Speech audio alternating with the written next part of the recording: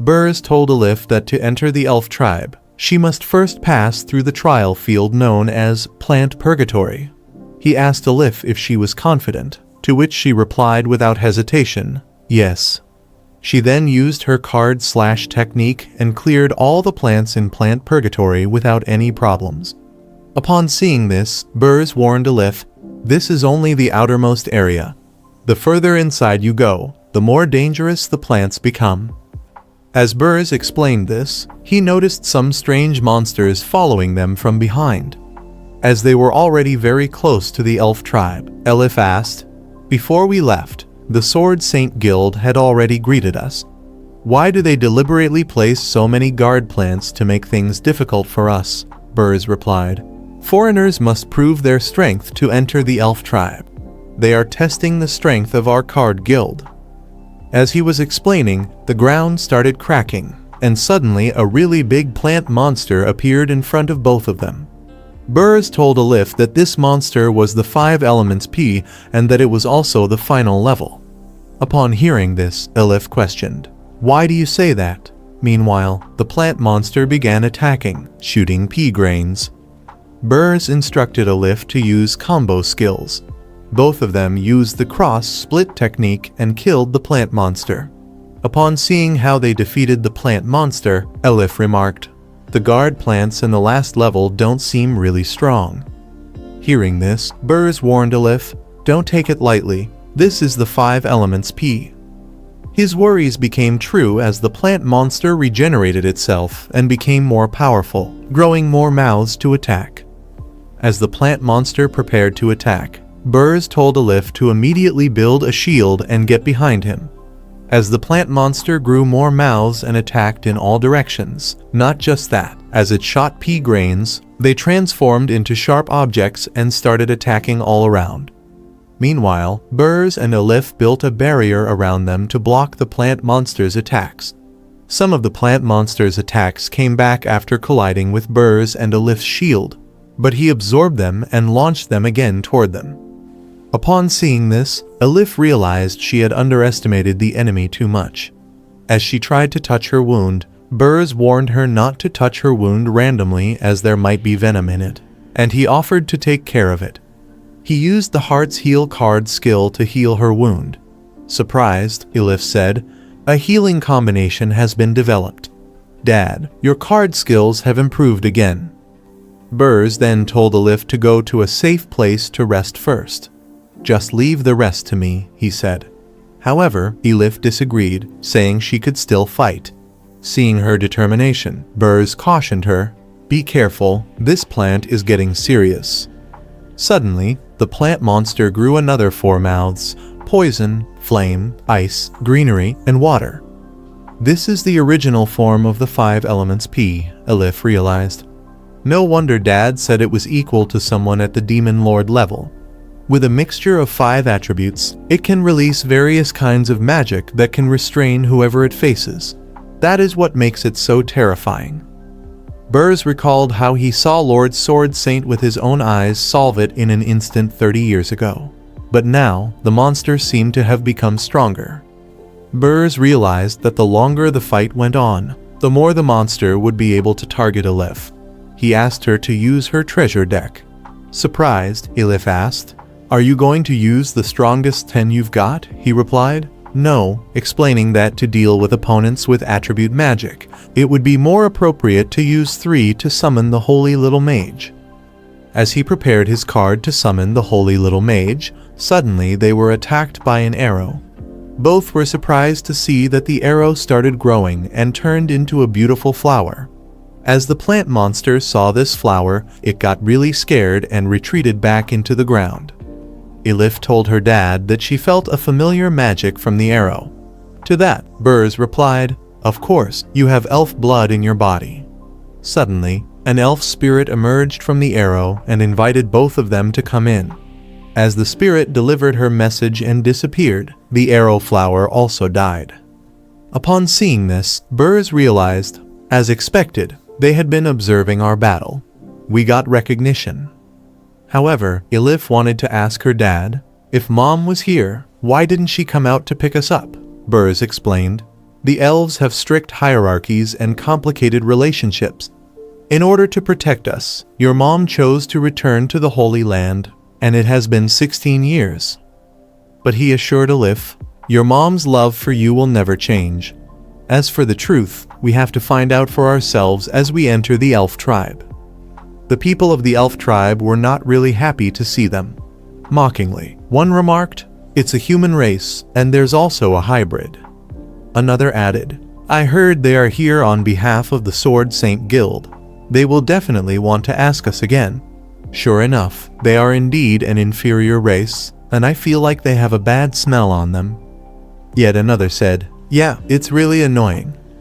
Upon hearing this, Elif asked Burz, why are they hostile to us? Burz explained, because most of the people here have never left the elf tribe in their lives. They are more wary of people from the outside world. He reassured Elif, telling her not to worry too much. However, she noted that there are quite a few elves in the high-level guilds outside. If the elf tribe is so good, why would they go out? She questioned. Burz explained, there is also a despicable chain of bloodlines within the elf tribe. The tribes are spread out around the huge sacred tree. The closer to the inside, the higher the bloodline level of the elf tribe, and the more resources are allocated. Generally, those who leave the elf tribe are peripheral tribesmen who have lower bloodline levels but some ability. Because the elves specialize in rare plant magic and archery, they can only be peripheral tribesmen all their lives here. But when they go outside, they become the talents that the guilds want to recruit. Of course, there are exceptions. Curious, Elif asked Burz what exception he was talking about. But before he could explain, suddenly a beautiful elf woman riding a deer appeared in front of them. She introduced herself as Blanchett, the general of the tribe. She asked Burz and Elif to come with her. She would take them to the Holy Land. Upon seeing her, Elif was amazed, exclaiming, so cool and mighty. Burz warned Elif, the further you get inside, the more careful you have to be with your words. After that, he used a card to follow her, saying, maybe your mom is waiting for us in the Holy Land. As they followed Blanchett, the general of the tribe, Elif noticed that the trees were making way for them. Upon hearing this, Burz explained, this is the guard barrier. If there are no high-level elves to lead the way, it will trap intruders in the forest labyrinth. As they came out of the forest labyrinth, they were greeted by the world tree surrounded by a beautiful light of nature. Both Elif and Burz were amazed by this beautiful scenery. Burz told Elif, this is where it all started. 30 years ago, when Burz was 19 years old and a member of the Sword Saint Guild, he came to the elf tribe with the Sword Saint Guild master. He was eating chips peacefully, but suddenly he noticed an elf girl shouting, everyone, get out of the way, I can't control it. As her deer got out of control. So, Burz threw his sword in front of the deer to stop it. As the deer slowed down, Burz jumped into the air, climbed upon the deer, and calmed it down. The elf girl thanked Burz for his help. However, Burz was surprised to see a holy beast mount that only high-level elves have. So, he asked the elf girl, if you must repay me, just lend it to me for a ride. After that, he took control of the holy beast and started driving. The elf girl was surprised to see, saying, I haven't even learned to drive on flat ground yet, and you can drive it in the air. Burz was really happy to see this, exclaiming, wow, not bad for the inner circle of the elf tribe, it's spectacular. However, the elf girl was really scared. She covered her face with her hands and asked Burz to hurry up and get back on the ground.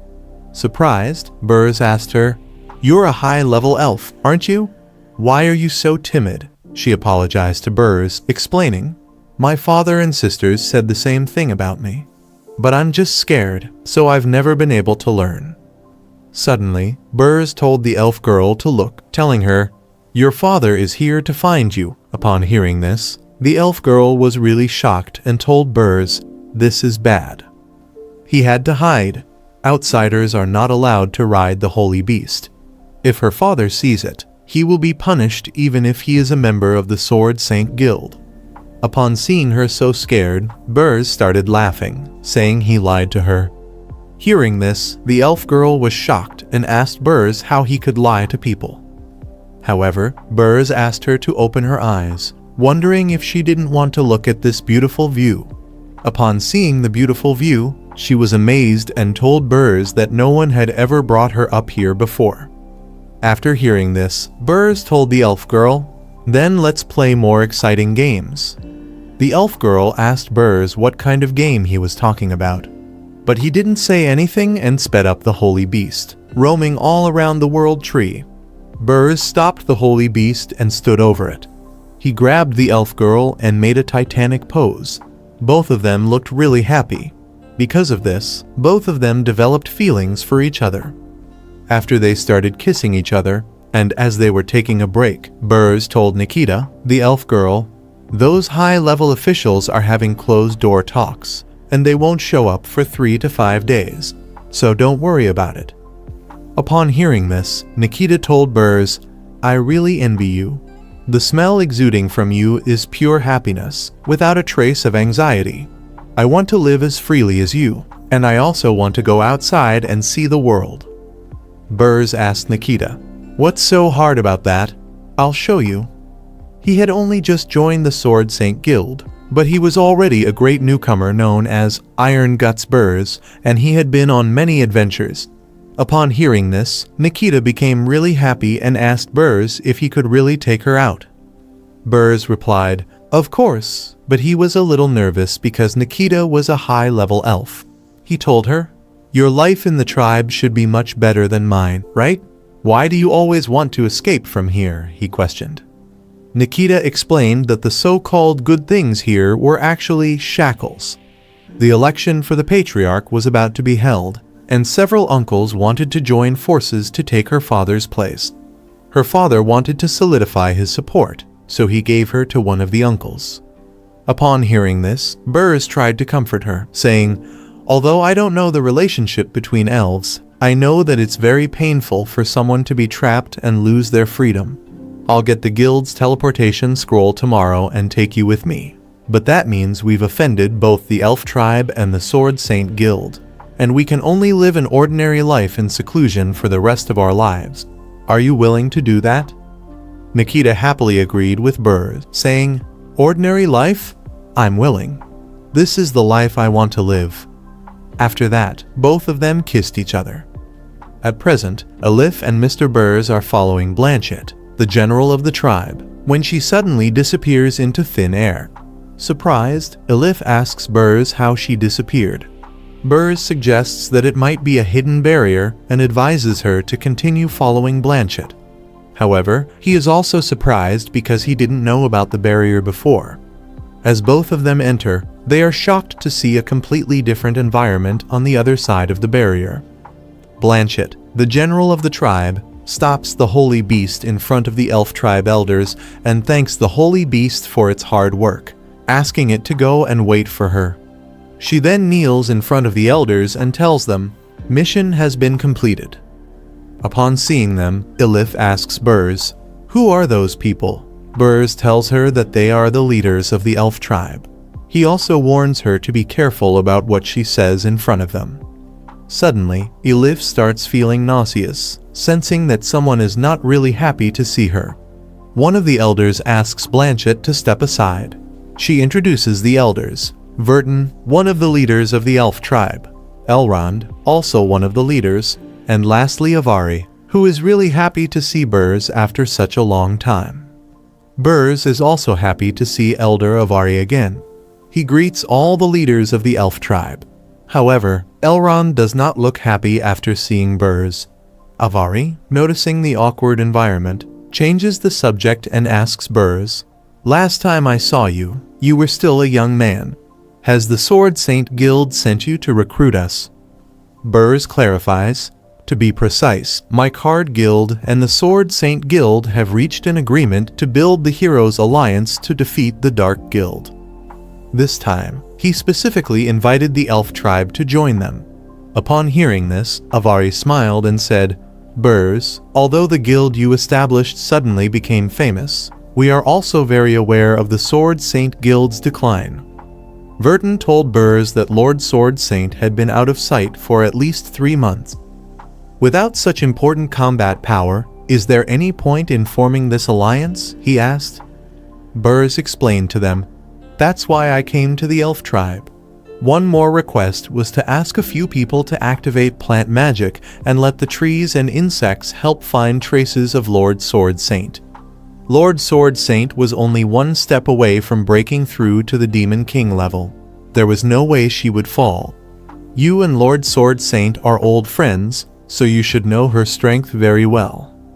However, Avadi explained that to activate all the plants outside the elf tribe and such a huge magic, they would have to pay a high price.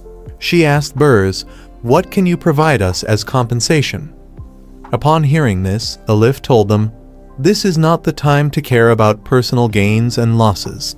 If we don't find Lord Sword Saint as soon as possible, the power of the Dark Guild will come to our area sooner or later." However, Verton did not like this response, saying, "Wild girl, that must be based on reciprocity. Do you want to be on the same side as us?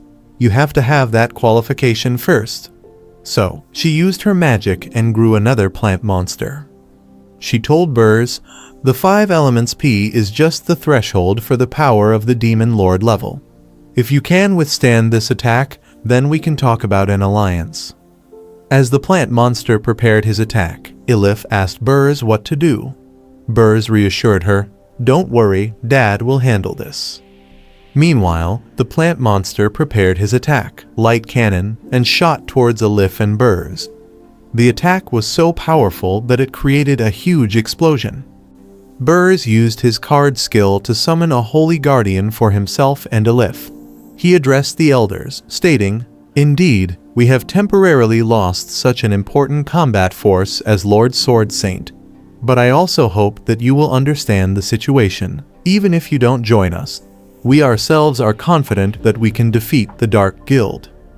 As Burrs defeated the plant monster in front of the elders, Avari smiled and said, "It was just a test, but you withstood the light cannon equivalent to a 3-star Demon Lord level without flinching. Burrs, you've become really powerful." Verton, also surprised, remarked, "That card can summon divine magic." However, Ilif was unhappy with their treatment, questioning, "What kind of test? You guys just attacked us with the intention of killing us, right?" She warned the elders, "When the Dark Guild invades here, you'll regret it." Upon hearing this, Burrs asked Ilif not to be rude. Elrond then asked Burrs, "It's been 16 years, to which Burrs responded, "Exactly."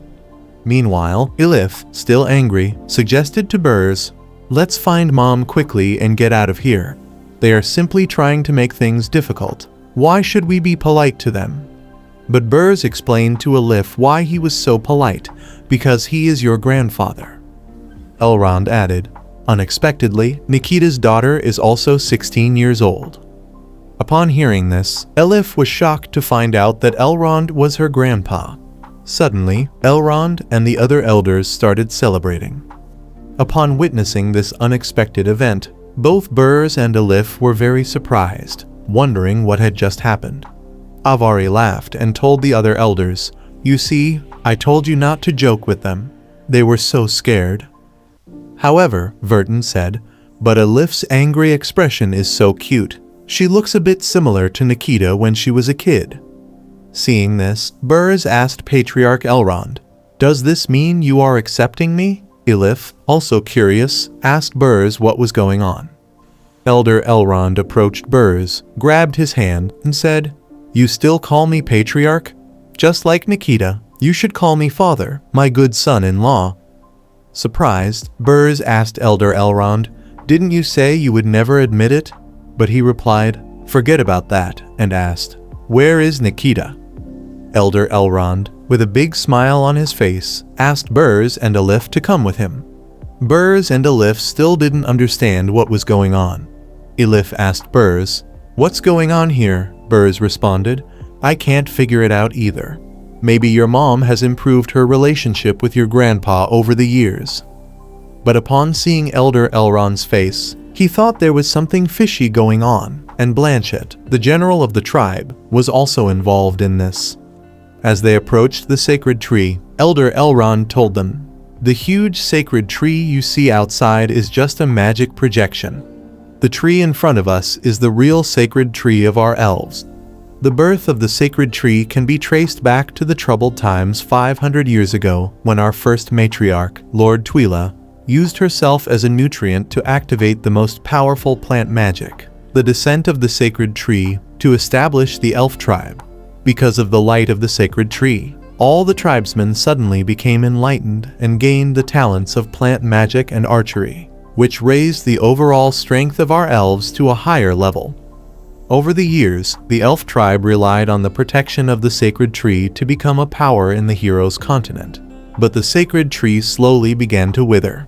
And when the world became a little calmer, some tribesmen began to run away again and have relationships with foreign tribes. This undoubtedly goes against Lord Twyla's original intention. That's why we strictly forbid the marriage of tribesmen of high bloodlines with foreign tribes, to ensure that the proud gifts of our elf tribe remain. But what can't be stopped is the constant loss of nutrients from the sacred tree, and if this continues, the elf tribe will soon decline along with the withering of the sacred tree. That's why Elder Elrond was so against Burrs being with Nikita, and next, he's going to show Burrs the truest side of the elf tribe, which he has never even shown to Lord Sword Saint. Surprised, Burrs asked Elder Elrond, "What do you mean?" As Elder Elrond used Dispel Magic, Alif started feeling nauseous again. Suddenly, something unexpected happened. The so-called sacred tree they saw before was just an illusion. "This is the true appearance of the sacred tree," Elder Elrond revealed. Burrs was shocked to see that Nikita had turned into the nourishment of the sacred tree for the sake of the tribe. Upon seeing Nikita, Burrs became very sad and started crying. He was so angry that he grabbed Elder Elrond by the neck and shouted, "Bastard, you've been after us for more than 10 years. You forced Nikita to come back just to make her a sacrifice? You selfish devil, give Nikita back to me." However, Elder Elrond remained calm. He told Verton and Avari to get ready. They also responded they knew what to do. Verton and Avari approached the sacred tree and started holding it. As they held the sacred tree, their bodies began merging with it. As the sacred tree completely absorbed them, a tiny part of the sacred tree turned green, and that's how Verton and Avari also became part of the sacred tree. Upon seeing this horrible scene, Alif was scared. Her whole body trembled in fear. Elder Elrond told Burrs, "Do you understand now? We are not selfish at all. Becoming the nourishment of the sacred tree and dedicating one's life to the tribe is a supreme honor for us elves, and Nikita must have thought so." Burrs was furious. He punched the ground and exclaimed, "This is unreasonable." Seeing her dad distraught, Elif tried to comfort him. Elder Elrond explained to them that a single young leaf can extend the light of the sacred tree for one more year. "Of course, I understand that it is difficult for you as a foreigner to understand the elves.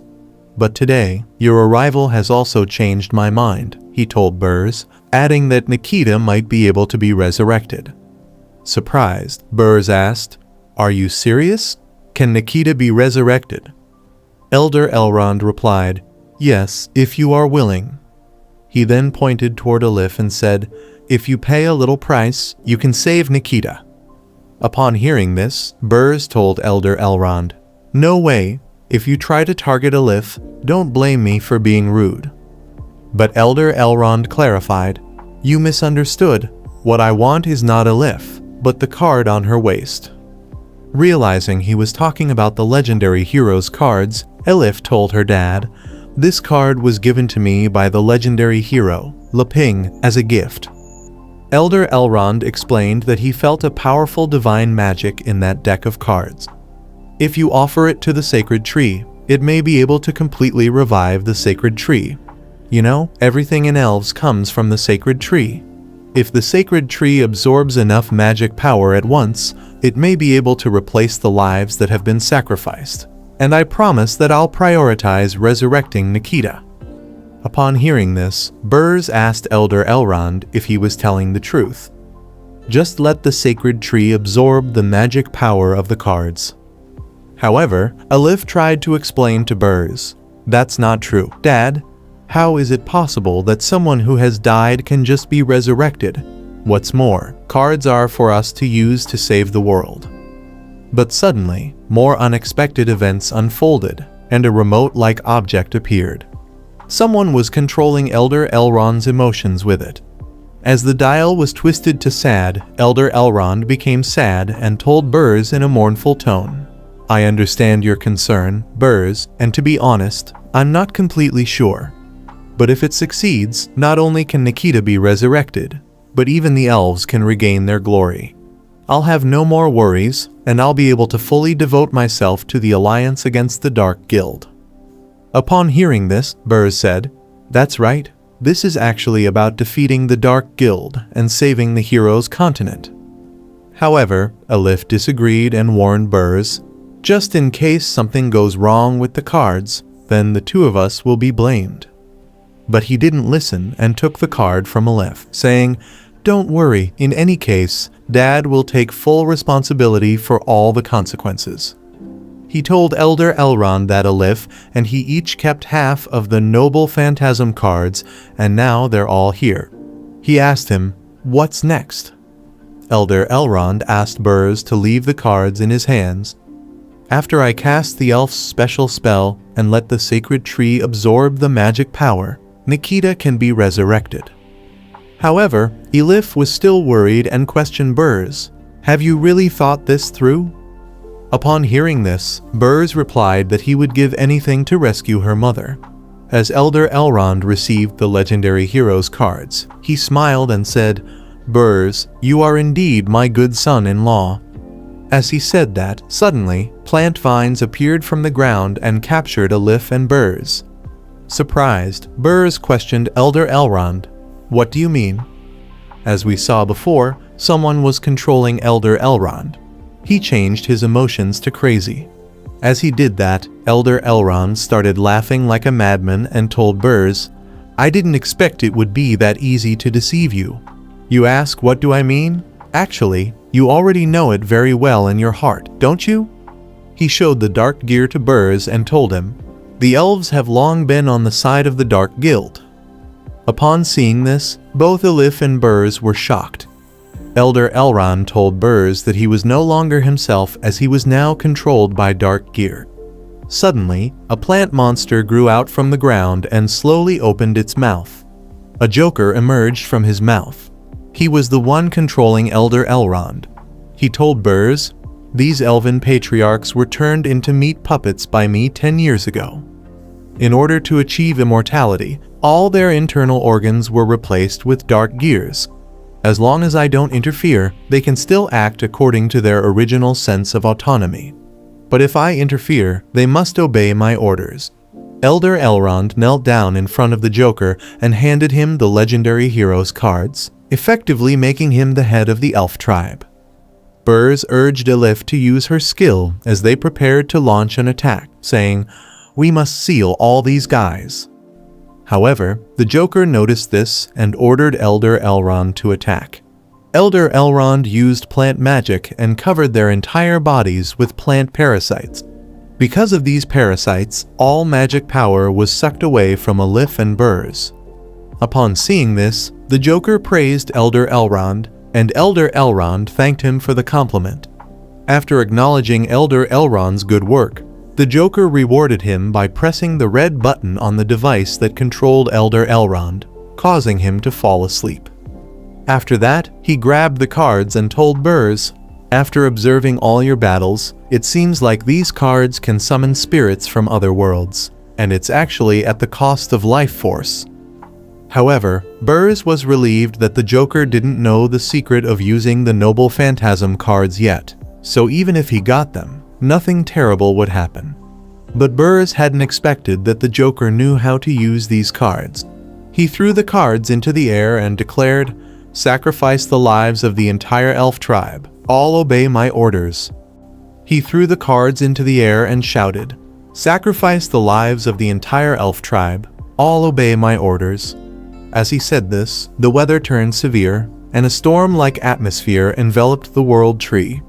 The entire elf village began to shake. The elves inside their houses wondered, "Is there an earthquake?" Suddenly, their faces turned pale and sickly, and a green light started emanating from their mouths, moving toward the world tree. The souls of the elf tribe, along with all the living animals, were sacrificed and entered the world tree. Upon seeing this, Burrs was greatly surprised, wondering how the Joker could use holy cards to sacrifice the elf tribe. After sacrificing the entire elf tribe, the Joker began gathering all the souls and activating the card, which started absorbing them.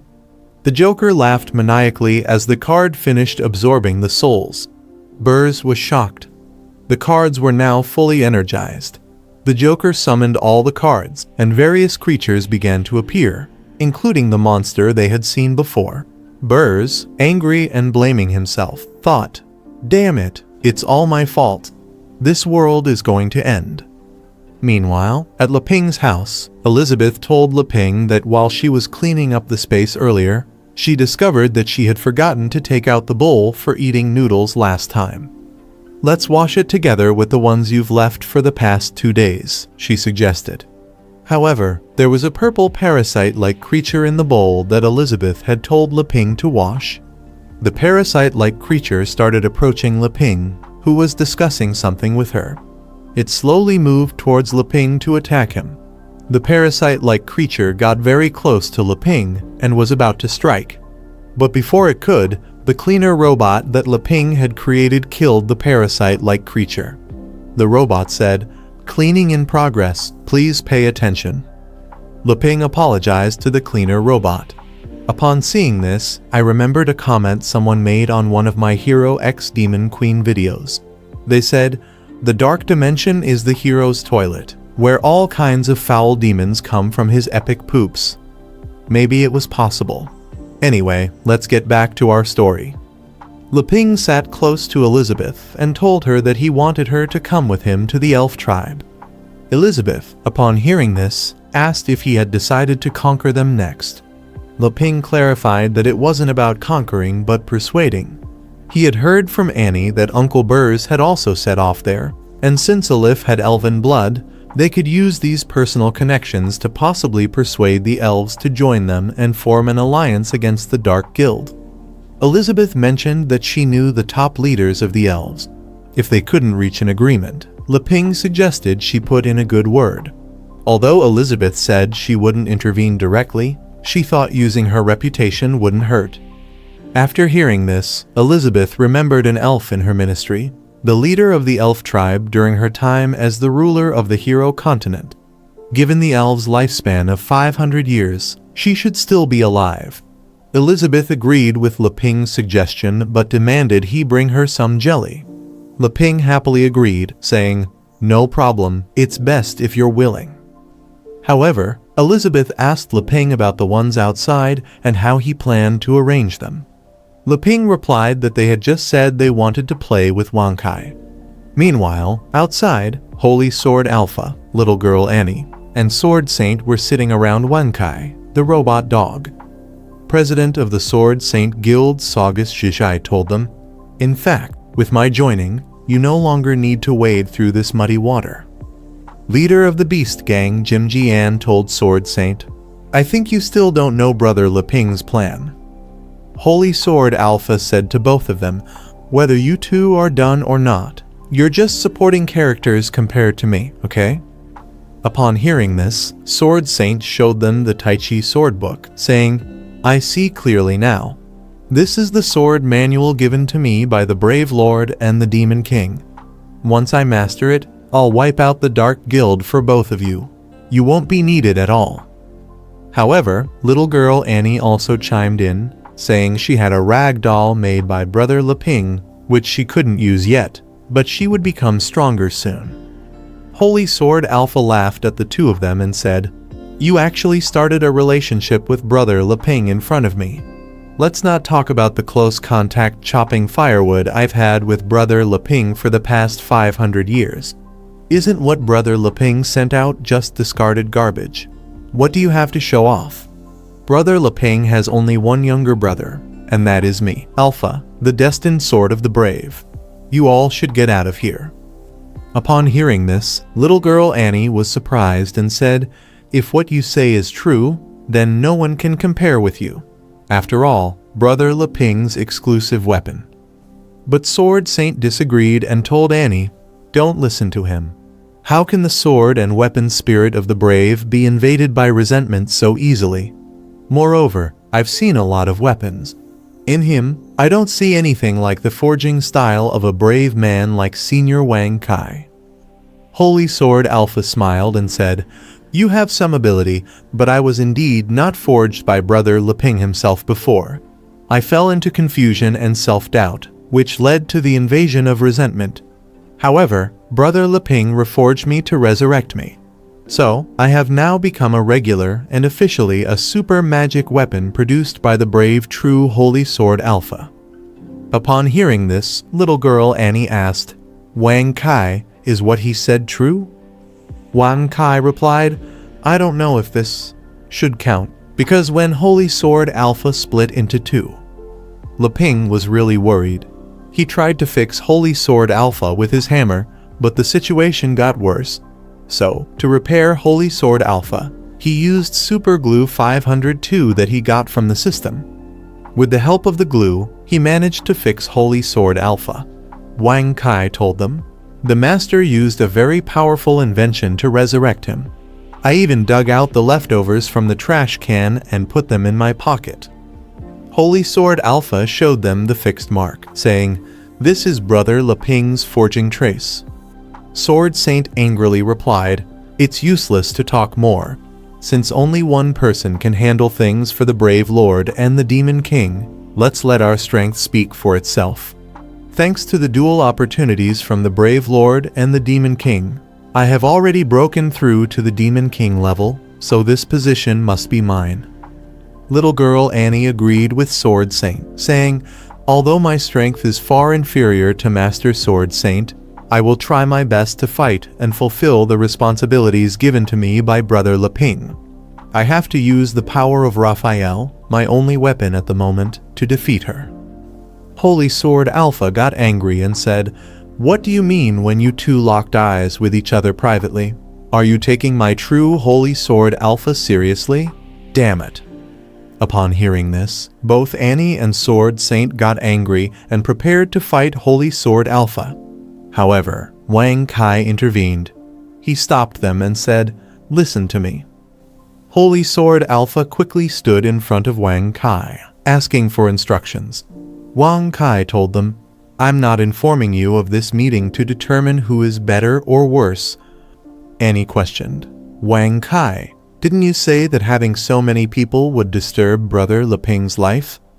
Sword Saint agreed, saying, "Doesn't this mean that we can only keep one?" Wang Kai responded, "Don't disturb the master's life is indeed the reason I secretly summoned you to this meeting, but I just want to emphasize my identity to you.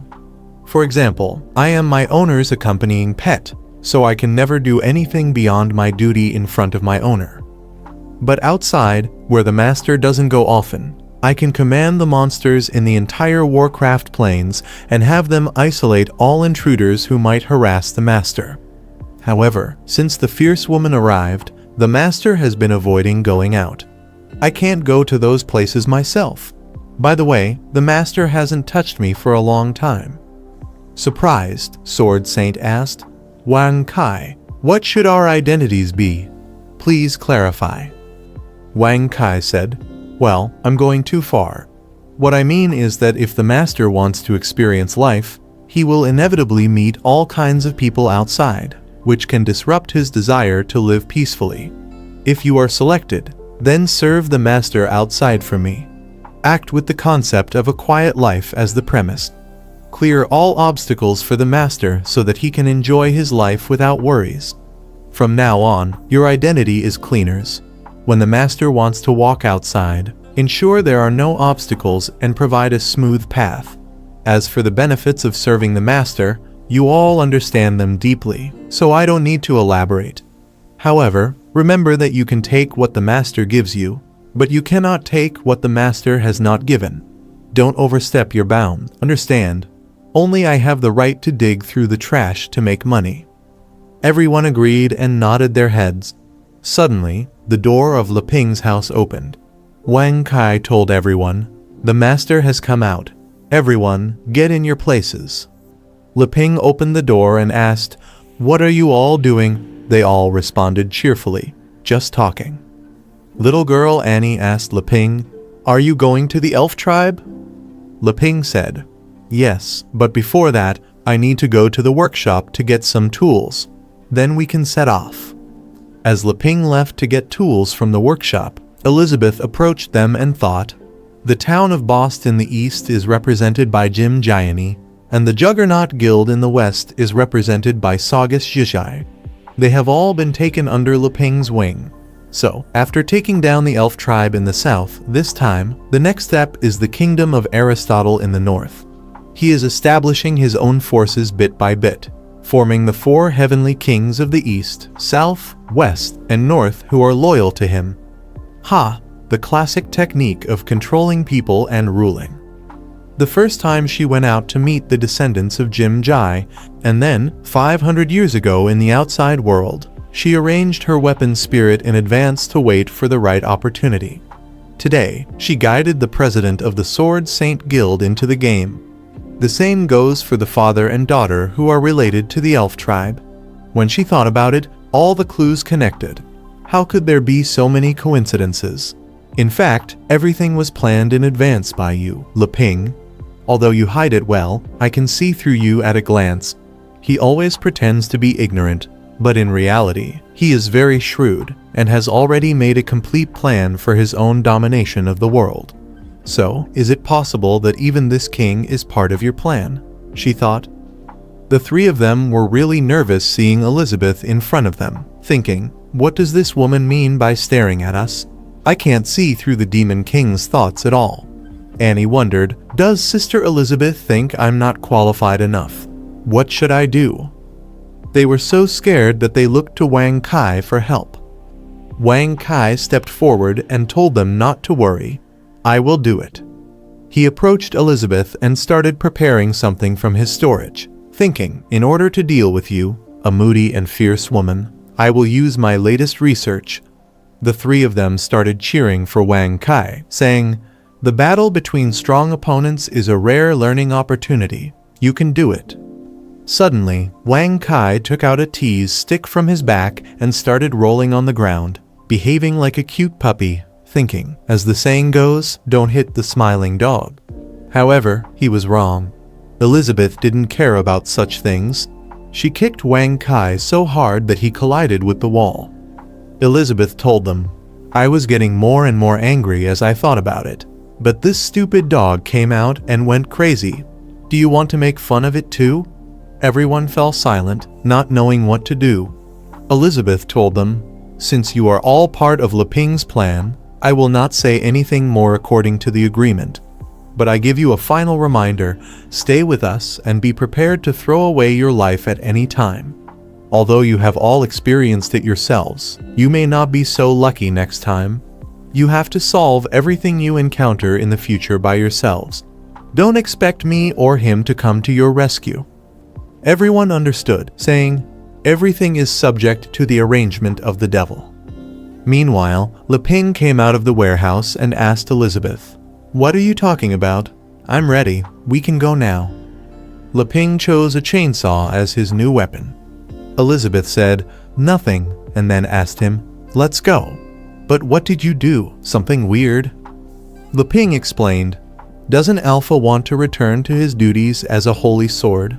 So for future wood chopping, I made a new tool.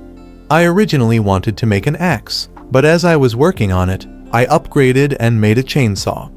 By the way, Elizabeth, it will be much more convenient after you add space magic name a .com quote to my backpack." Sure enough, in a different world, magic is king. Upon hearing this, Elizabeth thought, "After I was promoted to the 7-star demon god, the magic I use can finally have an effect on his forged objects. This is also the effect of the ring that he calculated." Holy Sword Alpha, upon seeing Leping's new weapon, got scared. He saw a weapon spirit and realized she was the same one who took control over him. Little girl Annie noticed and said, "She is a weapon spirit, but I feel that Brother Leping's forging of her body is much more complicated than that of Alpha, right?" Holy Sword Alpha angrily told Annie, "What do you know? The more complicated, the better. Moreover, Brother Leping seems to be able to see only me and not the weapon spirit he created. This is my greatest advantage." Leping was excited because he heard there were many magical plants in the elf tribe. If Uncle Tobers had a relationship with Elizabeth, he might be able to bring a few back and plant them in his field. Excitedly, he told Elizabeth, "Everyone is ready, let's set off." But before they could leave, Elizabeth asked Leping, "Didn't you say that you would only take 2 people with you this time? Which 2? Leping agreed, saying, "Yes, because the purpose of going to the elf tribe this time is to convince them." Sword Saint approached Leping, saying, "Lord Brave, please take me there. I have been to the elf tribe several times before, and I also know their current clan leader. I can definitely help." Annie also wanted to go with Leping, begging, "Please let me go too. Although I have no experience, my red demon eyes have awakened, and I can definitely help." Holy Sword Alpha stepped forward heroically, pushing them both aside, saying, "Enough. Anyway, there are 2 places. No matter what, one of them must belong to me. As the exclusive weapon of the brave, I must stay with him at all times." However, Leping stopped Holy Sword Alpha, telling him, "The purpose of going to the elven tribe this time is to persuade them to form an alliance. To show our friendship, I'm not bringing any weapons with me, so I've decided to bring Sword Saint and Annie instead." After that, Elizabeth opened the portal to travel to the elf tribe. Leping told Alpha, "Just stay here and wait for our return." Disappointed, Holy Sword Alpha wondered, "Why do I feel like this again? Like an outsider, excluded, unable to integrate into Brother Leping's circle. Is my Alpha too weak? No, hasn't Brother Leping already reforged me? Why? Suddenly, something started calling Alpha's name, asking him to please reply. Confused, Holy Sword Alpha asked, "Who is calling me?" Wang Kai intervened, asking Holy Sword Alpha, "Did you learn from me the way of survival?" Seeing Wang Kai, Holy Sword Alpha realized, "I understand. Brother Leping left the most precious opportunity for me. Yes, how can going out for adventure compare to studying in depth with Senior Wang Kai here? After all, this is our base camp." Wang Kai asked Holy Sword Alpha to go on patrol with him, and Holy Sword Alpha agreed. Suddenly, a notification popped up again saying, "Connection lost. Call failed." On the other hand, Leping and the others successfully reached the elf tribe. Excited, Leping asked, "Elizabeth, look, that tree is enormous, right?" However, Elizabeth noticed something suspicious, thinking, such a huge elven tribe actually has no breath of life. Leping, unaware of what was going on, asked Elizabeth, "How do you think this huge tree grows? Let's go in and have a look." But before going in, Elizabeth decided to change her and Sword Saint's clothes first. When Elizabeth suddenly removed Sword Saint's clothes, she got really embarrassed. Upon hearing this, Leping wondered what she meant. As he turned his head, it was already too late. Sword Saint had already changed clothes. Leping was just 1 second too late to see something he referred to as beautiful big juicy melons. Elizabeth told Leping, "The king wants to change into a suit suitable for traveling. As for others, they are strictly prohibited from wearing clothes made by him. Otherwise, everything will be meaningless." Surprised, Leping thought, "Strange setting, but you are the devil and you have the final say. Moreover, I have to sigh again. It is so convenient to change the magic costume." He asked Elizabeth if they could leave now. Elizabeth asked Leping why he was so anxious. Leping disagreed with her, saying he just wanted to study the plants there. Meanwhile, an eye watched them. The Joker, who had captured Bria and Alif, was observing Leping and Elizabeth from his room. He thought, The representative of the brave alliance formed by the Sword Master Guild was captured by me within only 3 days.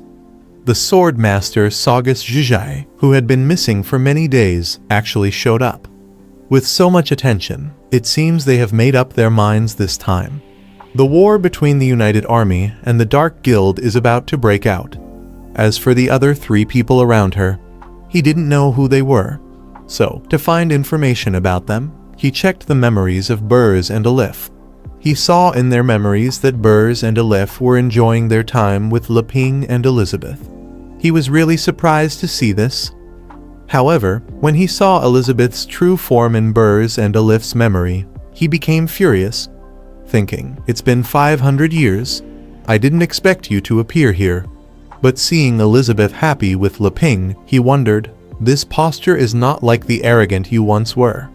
So he commanded Blanchett, the general of the tribe, "Go and disperse them for me. Use all means to kill them, but leave that man alive for me. Do you understand?" Blanchett replied, "Got it. I'll do it right away." Meanwhile, Sword Saint and Annie defeated all the plant monsters. However, Sword Saint wondered, "According to my past experience, if you come here for the first time, you can get permission to enter after destroying all the trial plants. But why hasn't the 5 elements P appeared at the last level?" Little girl Annie, seeing Sword Saint deep in thought, mused, "Master Juggernaut is indeed very experienced and has been of great help to Brother Leping when he comes out to play. I can't lose. I must strive for performance in the future." Leping asked Sword Saint, "By the way, Miss Jujue, what guild did you create? You are so knowledgeable and as skilled in swordsmanship as the Sword Saint Guild." Sword Saint replied, "I haven't told you yet, but I am a sword master." Suddenly, someone shot arrows towards them. Sword Saint deflected them without any problem. Little girl Annie used her unique skill to find the enemy's location. After locating the enemy, Annie said, "I can see it's a sneak attacker using concealment magic. Leave it to me to deal with." But Sword Saint said, "It's just a little trick. You don't need to bother yourself." She then used Tai Chi, the first style, Dragonfly touches the water, to find the enemy's location. Surprised, Blanchett thought, "Using the sword to dispel my concealment effect? This is indeed the strongest strength of the human race."